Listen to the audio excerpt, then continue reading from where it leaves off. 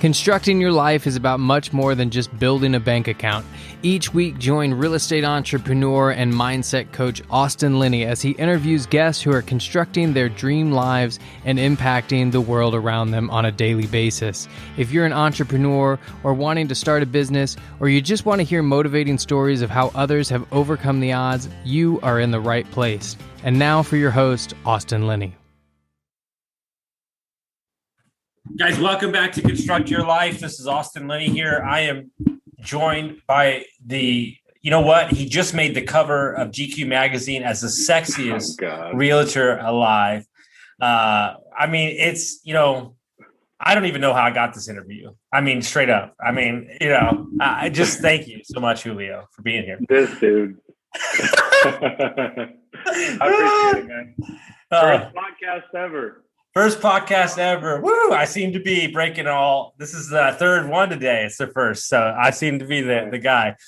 We met. You're here in the Austin area. Now you work for the juggernaut, the team, the guys, my dudes. I've had every one of them on the podcast. So it's perfect. But what I want to do is I want to tell your story because there's been a lot of transition in the last couple of months. So I think this is a perfect time to have a podcast. So you tell your story and we'll kind of go from there. Oh man. So, I'm in my 30s now. But I actually I came to this country when I was 14. I didn't know any English. Surprisingly, a lot of people don't believe me, but you can ask my high school friends that had a hard time understanding me and we had a hard time communicating with each other. But I came from Venezuela, which is in South America. I came here with my dad. The plan was just to stay here for a year, learn English, and then go back. But I enjoyed it and I liked it. But other than that, unfortunately, what happened was that we were on a visa and he lost his job and we lost status. So basically, we were undocumented. And we were undocumented. I was undocumented until I was 21 years old. And I couldn't go back, even if I wanted to. And so, long story short, I couldn't work. I couldn't drive. If any of my high school friends see this, they know, I thank them for everything that they did during those years during high school. Yeah, man, it was tough, especially because, you're a teenager and you want to drive or you want to have a job and make some money. I couldn't do any of that. I did some jobs, but it was obviously all under the table. But that was kind of the beginning. And then you want me to go further? Well, what's interesting to me is how similar this story sounds to Diego. Yep. No kidding that y'all are on the same team, obviously. So yeah. So you're 21. So you finally got documented at 21, right? Yeah. Okay. So yeah, we were able to find a loophole. Can I ask you a question? Can I ask you a question before that? Because this is why, besides the fact that y'all are great people, besides the fact that I'm honorary Hispanic, okay, that everybody needs to understand that very quickly. Like the skin's white. It's just because I can't tan. Matter. Okay. But mainly because I worked in the restaurant hotel business for 20 years, which is, we all know is tons of Honduras, Hispanic, Guatemala. And I can't stand the connotation that people put on the Hispanic culture. They're amazing humans that work their ass off, don't complain. But what I want to talk about before we continue the story is, what is the uneasy feeling like, right, when you're 18, 17, 16, and you understand what's going on in the world, knowing that your home country can't have you and your country that you're in doesn't want you, or they claim they don't want you, right? Right. Yeah, and it's tough because you're so limited and you don't want to get in trouble, right? Because at that point, I didn't know what was going to happen. This is before DACA. This is before Obama. It's very uneasy feeling. You try to make the best of it. And I remember I was so embarrassed that it happened because, it was completely out of my control. And it was out of the control of my dad as well. And my friends would ask me oh, why can't you work, man? Hey, I have an opportunity here. I can't remember what I used to say, but I would just come up with excuses because I was so embarrassed to say that I was undocumented. Because sometimes there's a stigma to it. And so, yeah, I mean, it was not a good feeling, but I made it through. Yeah. So 21, you get documented. What happens next? So 21, trying to catch up, right? But fortunately, I was able to go to community college and got a lot of classes done. So 21 happens. I was going to community college, but I decided to take a break and just bust my butt and just work and save. And I worked for like 6 to 8 months straight in a restaurant. It was my first job, like official job. And I was able to save up enough money to buy a car. My uncle helped me with some of it, but I paid for most of it myself, for the down payment, that is. And then I got accepted into Texas Tech. And then I decided to go to Tech for school. And so I packed up my car and just headed up there. And then I was able to get my bachelor's in kinesiology or exercise sports science. And then I decided to go to graduate school and get a doctorate in physical therapy. And I know it's a doctorate, but we do not get paid like doctors. You can look it up anywhere. We do not get paid like doctors. So that's as far as my professional career. Yeah. So. And how long did you how long have you been a physical therapist? So it's been almost 5 years, I think. Yeah. Okay. Almost 5 years. Yeah. So it's been good. I'm very thankful for it. I'm very, very thankful for it. It's been a very stable job, even through this craziness that we just went through, and then I guess we're still going through. We got hit hard. I work at a nursing home currently as a physical therapist, and we got hit hard. I mean, we lost a lot of patients, residents, fortunately, rest in peace. And it was tough for a minute, but I'm very thankful because it provided me with a very steady income and a job that I enjoy for the most part. But it's I met amazing people in PT school, amazing people in PT school. I mean, they're my brothers and sisters to this day. I learned a lot, and very thankful for it. But then a mistress came calling, and she is very addicting, and she's very needy, and that real estate game. So what happened? How did you find out about it? When was the first time that you started thinking about making a shift? Man, this goes back, honestly, my first year into being a physical therapist. So I was trying to find a way on how to, and I know that it's very trendy and sexy right now, become financially independent, right? That's, becoming FI, whatever.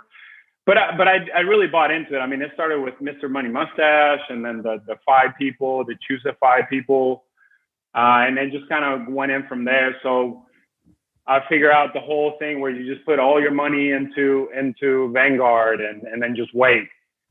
Well, I'm very impatient. And I cannot wait that long. So I was like, well, what else can I do? And so I started looking into real estate, and obviously, like everybody else, bigger pockets. And it just kind of, I went down that rabbit hole. And then I just study, research. And at the time I was traveling, I did travel in PT, and I was able to travel in Arizona and Oregon. I bought a trailer and just took off out west. Mm-hmm. I was fortunate to do that. And then anyways, it's funny enough, on the way back, I'm ready to buy a house. I'm coming back to Austin. My family lives here. I'm ready to do it, jump in it. And I find Diego's podcast on Bigger Pockets. Mm-hmm. And on the drive back here, all the way from Oregon, and I was like, holy cow, this is me. Like this dude, I mean, it's so similar to my story. An immigrant that came here and he made it happen, right? So super inspiring. And I just call him. This is back in November of 2019. Dude, can I say something before we finish this story? No, go ahead. That man has to be the luckiest cold caller. Like, he's got hit up by you and Andreas. Like, I mean, He is like, dude. It's like, if I was him, I would always answer that phone. Yeah. And Andres, same exact story. He just cold call him. It's crazy. Yeah. Who knows who will call him next, right? Cold calling him. But first of all, I want to tell part of the story that we've never talked about. How'd you find his number? Well, he's a realtor, so I just looked him up. Okay. And honestly, I didn't think it was his real number. I'm calling this dude, and I'm like, he's not gonna answer. There's no way. Like, this is some random, like, just a Keller Williams number is what I thought. Mm-hmm. But he answered right away, and I was like, hey, and then just kind of went from there. And I just want to give a shout out to him. And I'm not just saying this. Anybody that knows him, you know him. Mm-hmm. Super, super genuine dude. I mean, really, really. And it's hard for me to trust people sometimes. And I mean, I can tell you that in the year and a half now that I know him, I mean, super genuine dude. And he's busy. I mean, two companies, the realtor business. I mean, and he's always willing. If he has time, he's always willing to meet, no matter what. He'll give you his time, which is obviously, as we know, the most important thing. So yeah, man, that's kind of how my story went with real estate. And now here I am. I'm a realtor. I'm part of his team. Yeah, I have no problem saying that Diego changed my life. Like, and what I mean by that is when I met him, like I already had a servant's heart, but he like 10x'd it when I saw the way that he operates and the way that he does it, where he's at in his life, and just how much he's so happy to be giving back, and his stories inspired me and all that stuff. Like, it's just amazing. Everybody that he attracts is amazing human beings on top of that. So yeah, Diego, we'll just keep talking you up, bro. Whatever. But here's what I want to focus on, because I think this is super important, is that there's a million people out there that have jobs. They're not upset about them. They're not mad about them. They're making good money, not great money. And they don't go for that next thing. They don't go for that thing. Like, how did you juggle everything? How did you talk yourself into making even the leap to begin real estate school? Like, how do you do that? Because it is a competitive market. Oh yeah, and I'm finding that out. So I'm as a realtor. So it started as an investor, and I had no plans of becoming a realtor. I just wanted to be an investor. And I have a duplex right now where I'm standing that I've been fixing up forever, it seems like. I'm house hacking it. And then I have another property rental down in South Austin. Back to your question. So yeah, I mean, I honestly, I don't know, it may sound cliche, but I do want a lot more for myself. And I see, I guess, more potential out of what I can do. And yes, I have a steady job, but I see more of myself and what I can do. And so I fell in love with real estate, and I feel like this is the vehicle that I feel like it's going to take me there. And I think it will take me there.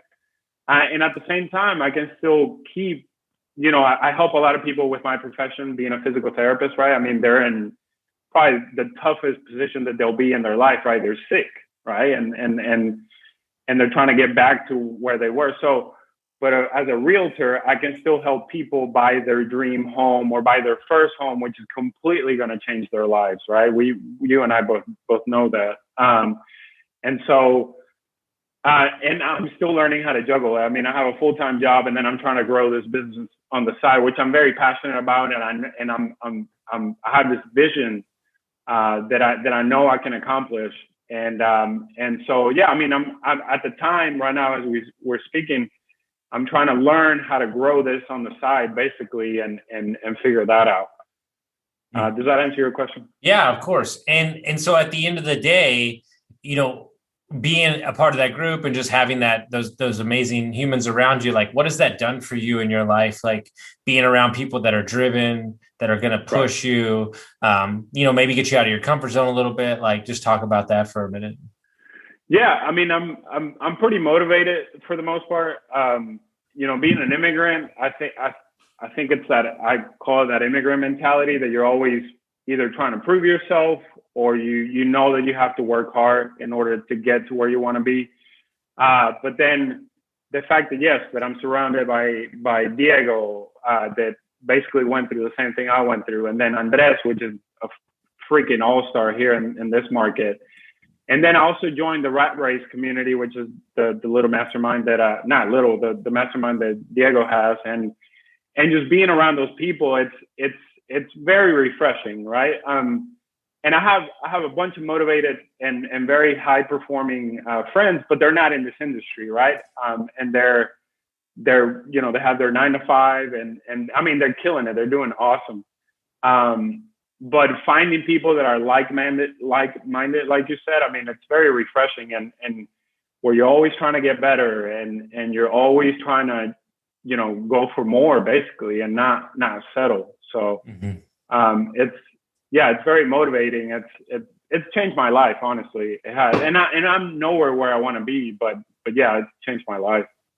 Well, what's interesting, and it's kind of in the theme of all the podcasts today, and I think about your position that you're in as, working your physical therapy job, which is a great profession, and you're giving back. But this word like keeps coming up in my life, and it applies here. Like, in order for you to chase the bigger dreams that you had in the real estate and all these things that you want to do, I think the word that everybody needs to understand is you have to give yourself permission to go do those things. Mm-hmm. And then once you go ahead. No. And it's so funny that you mentioned that, because as I venture into this, and I'm still very new at this, you have those days where it's like, man, can I do this? Right? Can I actually do this? And you have those down days, and it's like, I've given myself permission. You are good enough. You can do this. You can put in the work. Mm-hmm. And like you said, allowing yourself to believe in yourself, because we are our own worst critic, right? We are. I mean, or at least I am with myself, and it's allowing myself to tell myself that I can do it. So yeah, yeah, absolutely. Well, it's wild. The podcast we released on Monday, he's been in sales for like 25 years, high levels. And he said all sales is a transfer of belief. Mm-hmm. And so, at the end of the day, think about it from a real estate agent point of view. If you don't walk out, and you're not going to feel it all the time, because nobody does, but if you don't walk out and believe in yourself, how do you expect your clients to believe in you? Exactly. Yeah. Right. And so at the end of the day, we have to make sure that we're doing the things necessary on a day-in-day basis. It's not going to be pretty. It's not going to be rough. And here's the deal. It's never been harder as a real estate agent to get started in the business. But if you get started when the market's the hardest, can you imagine how you're going to be 5 years from now? Right. Can you imagine how, right? And so like, you have to understand that it actually might be a blessing in disguise that it is hard right now, and you'll find your niche and you'll get your way. But what I think is so exciting is kind of take us through, like, your social media videos are fucking hilarious as shit. Like, take us through your like journey of like what you've got from like just posting online and stuff, and like how long ago did that start? That started this year, and of course it started with a challenge that Mr. Diego put on to our mastermind. And yeah, I mean, honestly, again, this is, and I hope that I can do this interview, maybe another interview a year from now, and see where I'm at. Mm-hmm. It's all very new. And I hope that some people can get something out of this. It's all very new, and I'm just jumping in it and just taking action and seeing where it goes. But yeah, the thought behind the channel was just to kind of be myself and trying to educate people at the same time. And having a platform to connect with people. And I have connected with people, and made friends, especially Clubhouse, more than Instagram. I've connected with a bunch of people that I never thought it was possible. And so, yeah, you can see the power of social. And that was the whole premise behind it, was just to use these platforms that we have to connect with people and meet people that you wouldn't meet otherwise, right?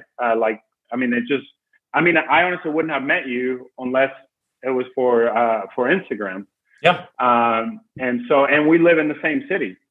Yeah. Yeah. So so yeah, I mean, that was the whole thing. It's just kind of put myself out there and grow this brand that I'm trying to grow, personal brand, of the realtor Julio, and educate people and share my journey so that other people can believe in themselves. Just like when I heard Diego, I was like, holy cow, man, I can do this. You know, there's proof of concept basically, right? Yeah. And so yeah, that was the idea. 100%. So if you're sitting here today and we're going to do this interview a year from now, and you're talking to, let's say, your 20-year-old self, your 21-year-old self, like, what advice would you give that guy? That's a good one. I'm trying to think of myself as a 21-year-old, partying way too much. Just be patient, I would say, and I'm still working on that. Be patient and because it's funny, I was looking at my goals the last 2 years and just told myself that, hey, Julio, like, everything that you put your mind to, you've been able to accomplish, because of your persistence, because of the example that your parents have set for you, your mom and dad, and just be patient and persistent is what I would say. Yeah, for sure. And now I'm going to change it up. I've never done this before. How old are you today? 34. Okay. What advice would you give your 45-year-old self? That's a good one too. Because it's so funny that you mentioned 45, and I have it written down in my notebook what I want at 45. So I was almost going to say 40, but 45 felt better. So yeah, 40. What advice or what would you? I'm going to tell you a story. I'm going to let you think about it. I'm going to tell you a story. So a good friend of mine, he's the king of categories. He sold his company for $3.4 billion. All right. Ooh. He's a gangster, right? He's 50, he drinks, he's funny as fuck. He's #1 podcast host. He told me a story at the end of our podcast, and it was probably one of the most powerful stories I've heard, and it set with me. And he said, Austin, you know who's my favorite person in the entire world? He said, my 21-year-old self. He goes, that motherfucker worked his ass off. He goes, you know who I liked even better than that? 29-year-old guy. He was a fucking savage. He goes, you know who was the best motherfucker? He goes, 35 years old. He goes, because that motherfucker set up this 50-year-old like a king. Yeah. And he goes, do something today that your future self will thank you for. Right. And it's like one of those things where I don't think we think in those terms, but it's so important. Don't. Yeah. Yeah. Yeah. Yeah. That's awesome. No, I like that. And that's honestly my whole goal right now, is say, how can I set myself up right now, not just for myself, but for my future family as well, and the kids and the grandkids. And so what can I do right now to bust my ass right now? Because I have a girlfriend, but she's grinding too. We're connected in that, because she's doing her thing and I'm doing my thing. But I have no attachments in the sense, or no obligations except to myself and obviously my family. And they're here in town, and I can see them more often now that I'm not traveling. But yeah, it's just, to my 45-year-old, it's like, hey man, the goals that you're setting right now, they're going to come true, is what I would tell them. The goals and the dreams that you're setting today, they're going to come true when you're 45 years old. I love it. I'm going to share another story for you that I think is kind of on the vein of this. Is one of the greatest things Ed Milet says, and I don't care how you feel about religion, it's all relative, but he believes in God, and that's all fine and good for him, and for whatever you believe in. But he says that the way he lives his life is that he believes that when he's done and he's dead, that he believes he's going to walk up and look at God, and standing next to God is going to be the being that God created, the best version of himself. And he says, I'm going to look him dead in the eye, and I want him to go, great fucking game, dude. And he goes, that's what I work towards every day. That's awesome. And at the end of the day, something I'll share with everybody, I say it to my business partners, the 2021 version of yourself can't walk in the fucking door of the 22 version of yourself, and so on and so on. If you are not seeking that 1% every day, regardless if it was a good day, a bad day, or a shitty day, that's all that matters. Self-awareness and moving forward and not getting caught up by the obstacles. That in return is really just your mind. Right. That's powerful. Yeah. It's one of those things where I want people to reframe the conversation to say, maybe I didn't have a shitty day. Maybe I had a couple hours that were bad, but the rest of the day was good. Like, let's not just throw the baby out with the bathwater, dude, if you're working towards your goals, guess what? Sometimes you get punched in the throat. Every day. I thought we locked up 28 lots yesterday. I was doing cartwheels, and guess what? No, we didn't. It doesn't matter. It's all relative because we're going to keep fishing. We're going to keep hunting. That's all you can do. Exactly. Yeah. And I actually just met with Diego before you. And this weekend, I mean, I was so excited because I had a very productive weekend. I did 2 open houses, right? I'm working all week, and then I go do the realtor thing on the weekend. And I went door knocking, which I've never done before. And I got 3 emails. And then at the open house, I got 3 contacts. And I'm on cloud 9, like, right? I'm as a baby realtor, I'm like, man, this is awesome. Nobody has answered me back. No one. So, but it's like you said, I mean, you go through these ups and downs, but as long as you're right, it's always going up, right? As long as you put in the work. Well, same thing with the podcast. If it's going that way, you're good. Right. I mean, like, that's all you can do. I mean, because think about it this way, and I'll just use your example. Those people, it's really busy right now. They might be busy. And like at the end of the day, that person might be that, like it's all about lines in the water, creating the opportunities and making sure that you're doing what you need to take care of and letting the things fall with you. So if people want to follow your journey and they want to see what you got going on, how would they do that? Well, biggest platform that I have right now, it's ATX Real Estate _happy hour on IG. And TikTok, same thing, ATX Real Estate _happy hour. And I'm thinking about venturing into YouTube. So we'll see how it goes. I love that. Guys, I'm letting you know this for anybody that's watching. If you're not following this group of individuals that are in this real estate team, they are going to break every fucking record that ever existed in any real estate thing. And they're all Hispanic and they're all amazing humans. And maybe one day I'll get my license just to show them that I could destroy every single one of them if I wanted to. But no, I'm just kidding. I believe it. No, I'm just kidding. I'm good. I'm going to go build houses instead. So, but dude, I can't thank you enough for taking the time, sharing your story. So powerful. Really, I appreciate it so much. Thank you so much. No, I appreciate you, man. First podcast. I love it. Guys, if you like this episode, make sure you send it out to your friends, share it. Rate us and review us, and we'll see you next time.